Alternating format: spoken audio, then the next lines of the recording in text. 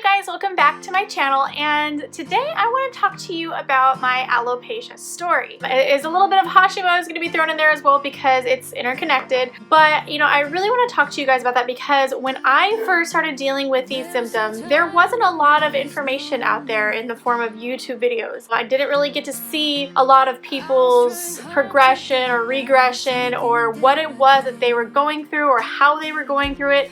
I think I found one video, possibly two, and it wasn't really in depth and it didn't really give me everything that I really wanted to see. So I'm going to try to do that a little bit here for you, and then just in future videos I'll also always, you know, kind of cover it because, I mean, let's get real, that's just what I'm going through. Quick background, I started dealing with alopecia symptoms probably about the same time I had started getting really bad Hashimoto symptoms, and it kind of started going hand in hand. Now, with that said, the alopecia symptoms showed up way sooner than the horrible Hashimoto symptoms I was dealing with. That's not to say that I wasn't always dealing with Hashimoto symptoms. I think more so than anything, I was just really used to it. So it wasn't something that was so prominent until it became prominent, if you know what I mean. But with the alopecia, it was about 2 weeks after I turned 30. I was sitting in a restaurant with my mom, one of my mom's friends, and my niece. And my niece kind of pointed out towards like the back of my head. I had my hair pulled up in a ponytail, pointing out the back of my head. She's like, "You have a bald spot in the back of your head." And I kind of just dismissed it, thinking like, oh, you know, maybe I have my hair pulled back and, you know, sometimes you get a part or something and it just looks like it's bald. So I was like, oh yeah, whatever, it's not a big deal. Later that day, I came home and my husband looks at me, you know, and he's like, "You have a bald spot in the back of your head." So now I'm sitting here thinking like, whoa.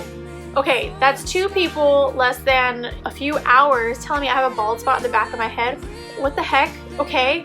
So then I went to the bathroom, and of course, you know, I'm doing this thing, you know, trying to like look in the mirror, trying to see the back of my head. And lo and behold, there was a bald spot about the size of a quarter. And I have the picture to show you right here. That's how it started. It started with just a little bald spot that just kind of randomly came about. I didn't notice that it fell out. I didn't have clumps of hair coming out in my hand. I didn't have a ton of fallout in the shower. I had always dealt with a decent amount of fallout, but it never created bald spot. It was never that drastic. It started as this like tiny little bald spot.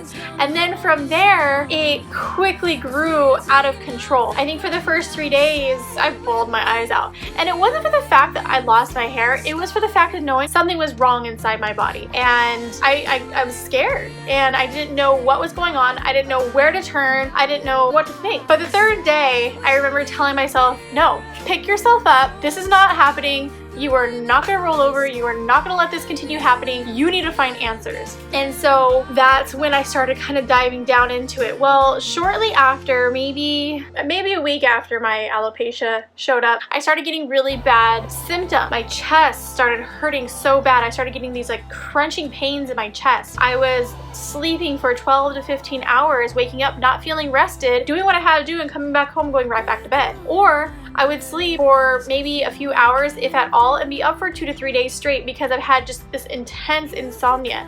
I had the worst brain fog to a point where I couldn't think. I couldn't put sentences together. I couldn't, if I was sitting here talking to you, I would forget what I was talking to you about mid-sentence. I would slur my speech on times that got really bad. It was a serious thing that I was going through. Not to mention now I'm dealing with all these symptoms and my hair is falling out. So like, what the heck? So as I was doing my research and I learned about, you know, obviously I already knew I had Hashimoto's thyroiditis, but I didn't know how serious the symptoms could become. No doctor in all of my 17 years of having that at the time told me how bad things could get. I'm sitting here going, what the heck? And so I just intuitively said, you know what, I need to look up Hashimoto symptoms and how bad they can get. Oh my gosh, it was like light bulbs were going off. I was learning so much, you know, and during the times that I had really bad insomnia, I just researched. I researched and researched. I'm like, if I'm gonna be up all night, I'm gonna make it count. And I'm gonna learn about what I have to do and what I have going on. Long story short, Hashimoto, it's an autoimmune disease, basically where your immune system attacks the thyroid gland in your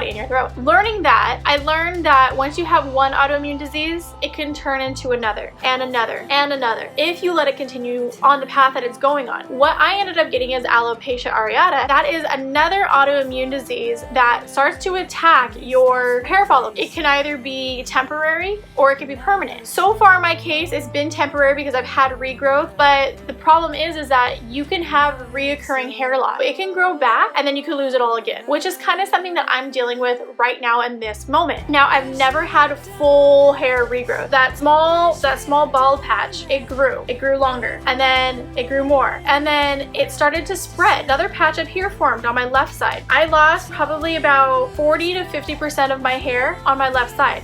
I still had a full right side. It was so weird. But this side, it was almost non-existent. I mean, I still had hair. You know, sometimes I could still cover it, but I had a ton of hair loss. As I was learning about how to correct this, I started on the AIP, which, if you don't know what that is, it's the autoimmune protocol. And that is really what started my holistic journey in trying to figure out how to heal my body. I knew that conventional medicine was not going to help. And I'm not bashing conventional medicine whatsoever. I definitely believe in modern medicine. However, I knew for what I was going through, intuitively knew what I was going through, it was not going to be the thing that helped me. The thing that I knew in my mind was that I needed to bring my body back to balance, however that meant, and find ways or alternatives to change my lifestyle and make it to where I'm giving my body the best it could possibly have so it could fight at its optimal capacity. Starting on the AIP, I actually found out that I am gluten sensitive, not intolerant, but sensitive, and I am dairy sensitive. So what does that mean? I noticed that when I was off of gluten and dairy, also soy, it made me feel so much better. I was more clear-headed than I had ever been. Now, it didn't stop my hair loss, and I really want to point that out, is that it did not stop my hair loss.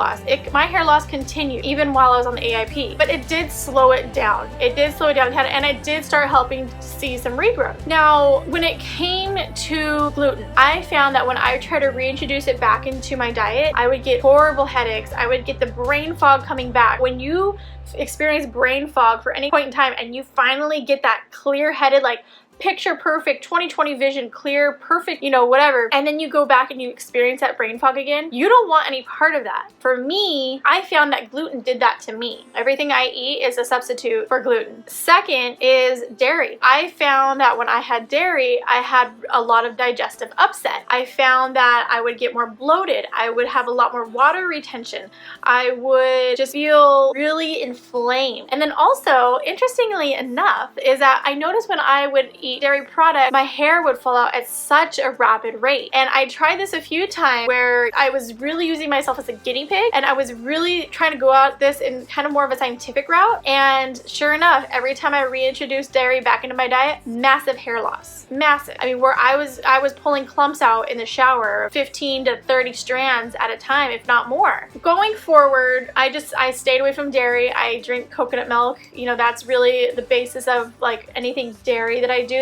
Coconut milk is my substitute, and it's worked well for me since then. Going through this AIP, I did a lot of stuff to change my lifestyle, and I really saw hair growth. And where I really saw the hair growth, I started juicing, which is something that I had never done before. And looking back now, kind of like hindsight's 20/20, I can see why juicing would help, because right now I am vitamin B12 deficient, I am vitamin D deficient, and I am suffering from candida overgrowth. Juicing really makes sense because it mulches it all up for you, pulls the nutrients out that need from that juice and makes it more readily available for your body to absorb. But what I really noticed, started seeing a lot of regrowth, was when I added collagen peptides from Vital Proteins and I started drinking bone broth every day. That's when I really started seeing a lot more of the hair growth come back. Now, as with anything, you could easily fall out of habit, and it's a journey, it's not a destination. You know, you're constantly battling with your own taste buds, you're constantly battling with your own schedule and whatnot. So a lot of times I would fall out of rhythm with the things that I would do. That really didn't help with the hair loss, you know, and it would change up and down. I really noticed with my period, it really changed. So for instance, this last period that I just had, I was experiencing tons of regrowth for the past like 2-3 months. And this last period that I had was an exceptionally bad period, and I was in bed for a week. Well, during that week of me just completely going out of whack, I lost a lot of my regrowth, and I'm starting to experience hair loss on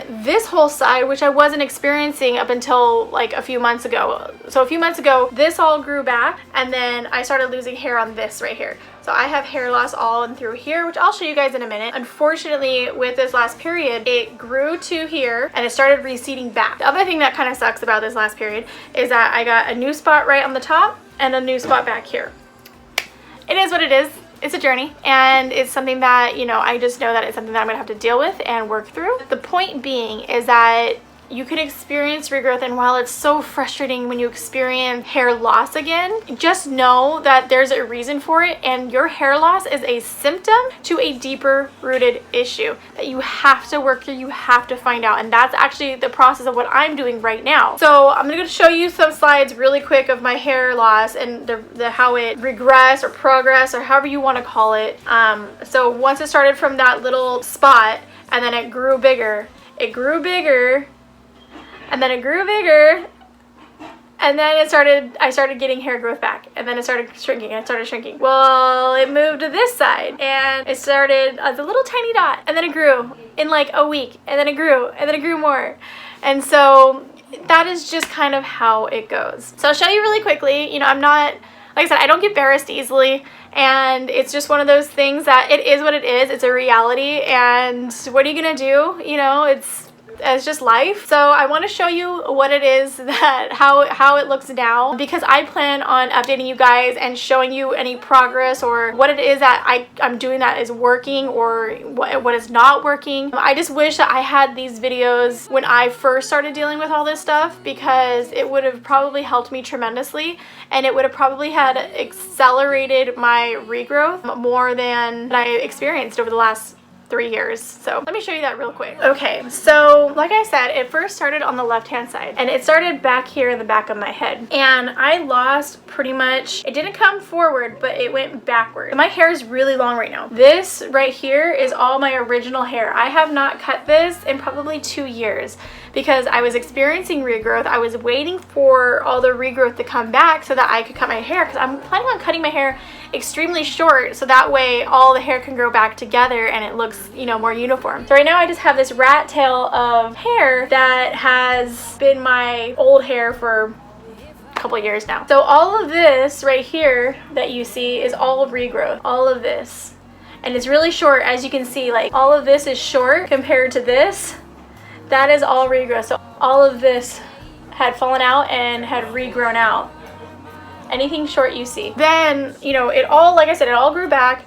Coming back around here is where it all started falling out, and it first started falling out right here, and I was able to cover it for a little while, and then it started coming forward, but then it stopped, and then it started to regrow back, you know. And so I was like, oh good, you know, this is back and this is regrowing back, and this is gonna be good. A couple more months I can cut my hair. But as life happens, it didn't quite work out that way, and you know what, and that's okay. I'm working through it, so that's okay. It progressed, and so let me show you where it's at right now.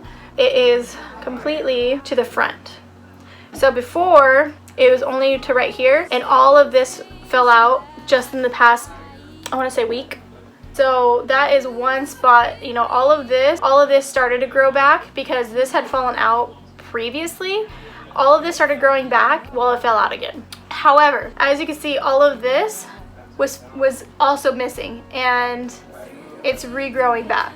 So that, but just, if I can get it right, it's hard to see on the side of my head, just this last few weeks it was regressing backwards. So if you can see, like, this is all new growth right here, but it all started regressing back into here. Then unfortunately I started getting another bald patch, if I could find it. Yep, right. So I started getting this bald patch right here, which that's kind of how it starts. It's right there. That's how it starts, kind of small, and then it blows up into this whole thing right here. Secondly, thirdly, hundredthly, this is where the original spot started. And I don't know if I can really show it correctly. Right here, okay.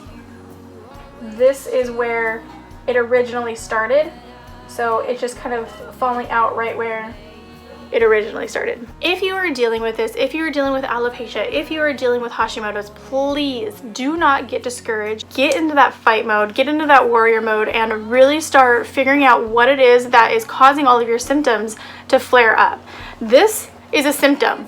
I'm sorry, but alopecia is a symptom of something deeper rooted inside your body, and you have to find out what it is that is triggering those symptoms. That is kind of where the whole blood work and everything that I just did has led up to. I have a candida infection, you guys. I am deficient in B12. I am deficient in vitamin D. My thyroid is not functioning at its optimal best. So given all of that, there's no wonder why I am having the symptoms that I'm having, and there's no wonder why the hair loss is happening and my thyroid and my fatigue and everything has flared. Definitely be proactive in your life. Be proactive with your hair loss. Be proactive with your thyroid. You guys, it doesn't have to be this way. You just have to do the work. I'm telling you, it's not easy, but do the work. Don't just let yourself succumb to it and get into a depressed state or anything like that. As long as you're working towards something and as long as you're taking action, there should be no reason why you feel this way, if that makes sense. I know it's easier said than done, but you guys, I'm going through it too. I'm going through it just as much as you are if you're going through this. And I can tell you, the times that I felt depressed and down about it was when I wasn't taking action and I was allowing these symptoms and what I was going through to just kind of weigh down on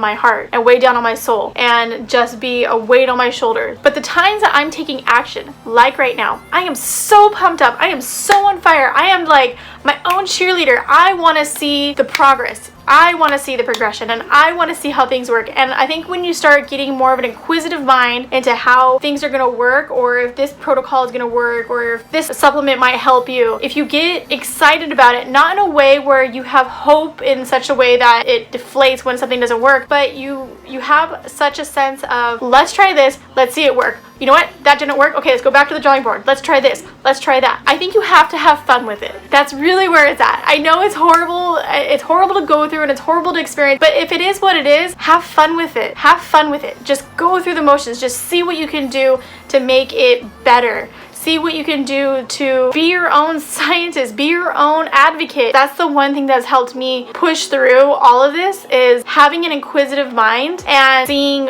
what progress or what changes I could get from having that inquisitive mind of having different things to try and whatnot. So I just think it's really important that you have fun with it. And maybe fun's the wrong word to use because it's not like going to Disneyland.